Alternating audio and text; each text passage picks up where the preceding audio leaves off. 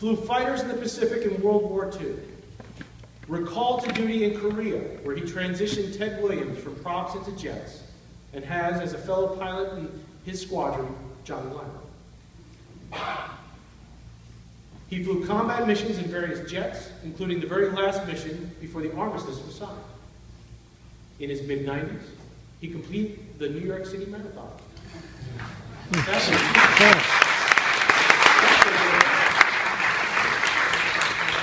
Truly an amazing person and a great Marine.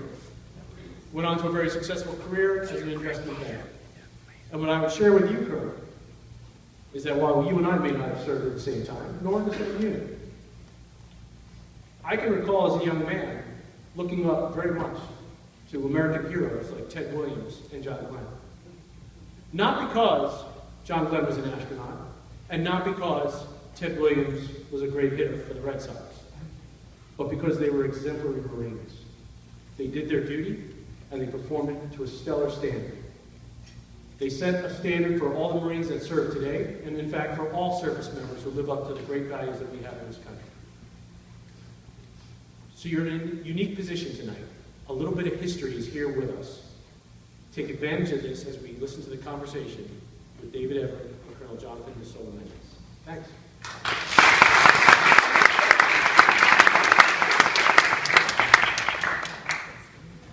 So I'm just going to go off script here for one moment to acknowledge my wife, who went through 3 deployments with me, the first while she was pregnant with our first child. So, thank you.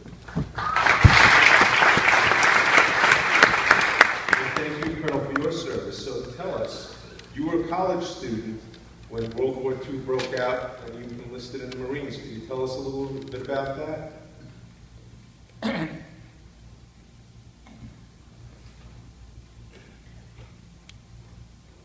When the Japanese attacked Pearl Harbor, as a senior at Dartmouth, in my dormitory room, and I knew my college days were over, and we were all going to war. They were recruited very quickly for naval flight training. I never thought about flying, but I said, all right, I can do that. So I went and took the eye exam, and I failed. Then I went to the Army Air Corps, and I failed their eye exam. I went to the civilian pilot training. I failed the eye exam again. So I went back to the Navy. What happened? I failed again. And they told me, get yourself a case of carrot juice and a bottle of vitamin A and take it for a month, and come to Boston, we'll examine you in Boston. I followed their instructions. I went to Boston. I slept for 12 hours. I walked into the examining room, and I passed. Of course, this was a building block for my entire future of my life, from this point on. Because I went through flight training and operational training in dive bombers and checked out on the carrier. And I served 12 months and mostly boring anti-submarine patrols. And occasionally they let us bomb the Japanese on bypassed islands. But I was very fortunate. I flew what they call something more than 100 missions, but I never saw a Japanese plane in the air the whole time. But your experience in Korea a few years later was quite different, am I correct? Well, Korea was a little different. When I came back from World War II, I was fortunate to be admitted to the first class at Harvard Business School, and I worked for a few years until my Marine Corps Reserve Squadron was activated in the Korean War. And I spent a year as the operations officer of the Jet Transition Squadron, where I transitioned. I gave Ted his first 5 rides in the jet trainer and gave John the ground school. They went on to Korea. I followed them a few months later, and they both flew half a dozen missions with me, each of them. Ted said to me one day, you know, John, you've got a problem. And I said, Ted, what's my problem? He said, you're a reserve officer with the attitude of a regular. John Glenn, his record speaks for himself. He's an outstanding human being. He had just the right amount of humility that we accepted him as a leader. And when he talked with you, he was a listener. He wasn't telling you about himself. I had the pleasure of talking to John and Annie Glenn on the phone about 6 months before he passed on recently.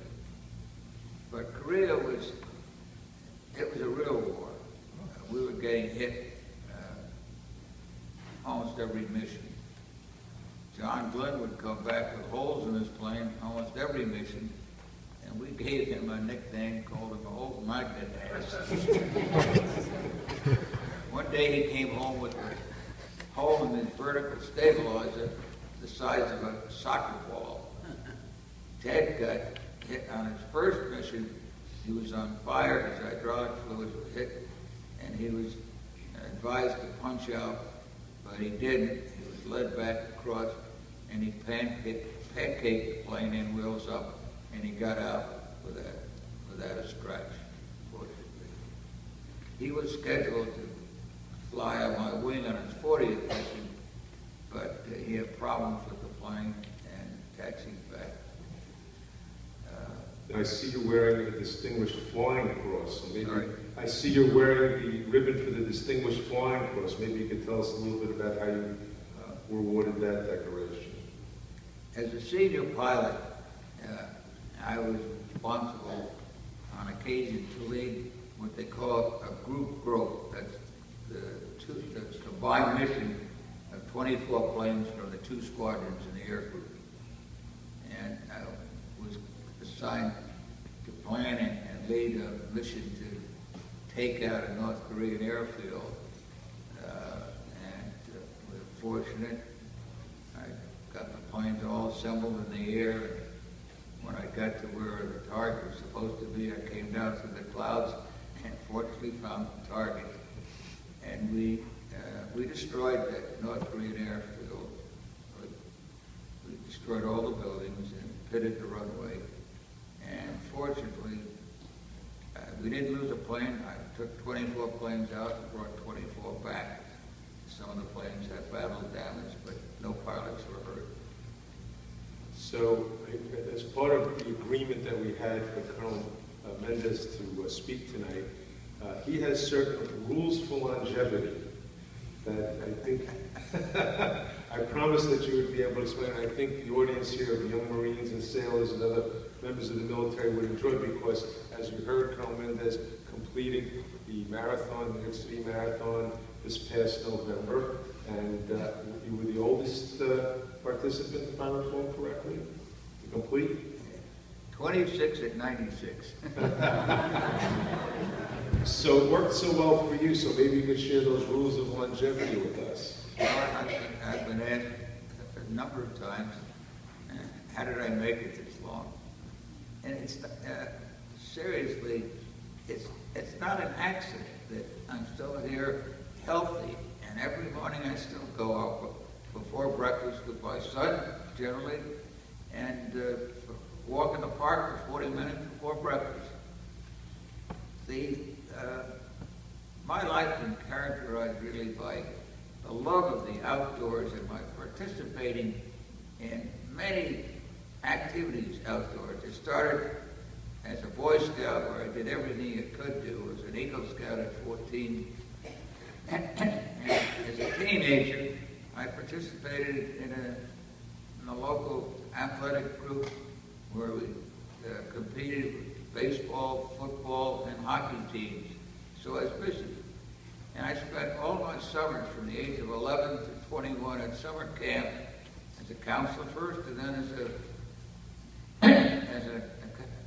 camper, and then as a counselor, and teaching swimming, life-saving, boating, and canoeing. And as a result of my canoeing experiences, I was fortunate to, later in life, canoe some of the great rivers of the country. I spent a week on the Missouri River, and spent a week in Alaska on the Yukon.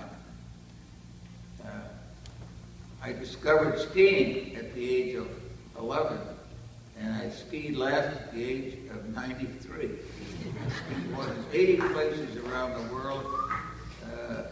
In the summertime, I skied in Argentina and Chile and New Zealand. I discovered jogging at the age of 46, and I gave up smoking cold turkey at that time. And I kept increasing the amount of jogging until I discovered my friends were doing the marathon. I said, well, I can do that. So at the age of 57 in 1977, I completed my first of 16 marathons. And in 93, the oldest finish of a New York Marathon was 93. I decided, well, I could equal that. But I got to mile 6, and I was so exhausted, I withdrew, and they discovered I was anemic, and I had to get a blood transfusion. At 94, I got halfway at mile 13, and I had back pains, and I went through, and I took the subway home. In 95, I got into Manhattan on First Avenue, and I had leg cramps, so I withdrew and took a taxi home. And last year, at 96, when I got to the Bronx at mile 20, with 6 miles to go, I knew I would make it, and I did.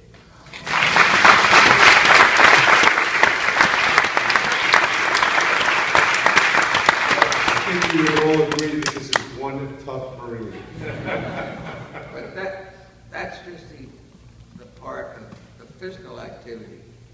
The second and equally important part is your diet, what you eat, and the amount that you eat. And my diet is fresh vegetables and fruits, chicken and fish, and very little red meat, pasta, and sweets, and in moderation. And important to keep your weight down close to your college weight. I'm actually at my college weight today, and it's so important. Those are really the most important ingredients. But there is one thing that has been so central in my life. That is always to have a goal to strive for. You don't achieve all your goals, but there's no disgrace in failing, and the disgrace is in not trying. And so my life has been oriented achieving goals. Now, I have a new goal now, and it's trying to get a message of how you can lead a long, healthy life through exercise and diet. And getting that message, hopefully, I can motivate people to follow that by example and live longer and healthier and better. And let's see, how many, by raise of hands, how many people are motivated? Are motivated. Good. We could listen to, I'm sure you have, Mark Wolf and I were at your park and we heard an evening's worth of fantastic stories. Unfortunately, we have to go forward with the program, but we all want to thank you for your service. And I have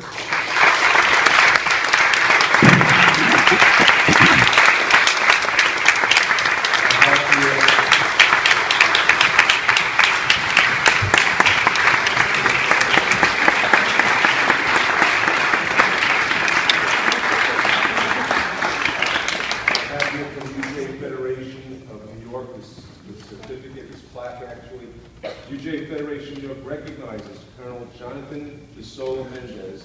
Thank you for your service to this country and for serving as an inspiration to service members and civilians alike. Your long commitment to country and countrymen, to the Jewish community and beyond is gratefully appreciated and commended. Wednesday, May 24th, 2017. Eric Goldstein, Chief Executive Officer, UJ Federation. Thank you.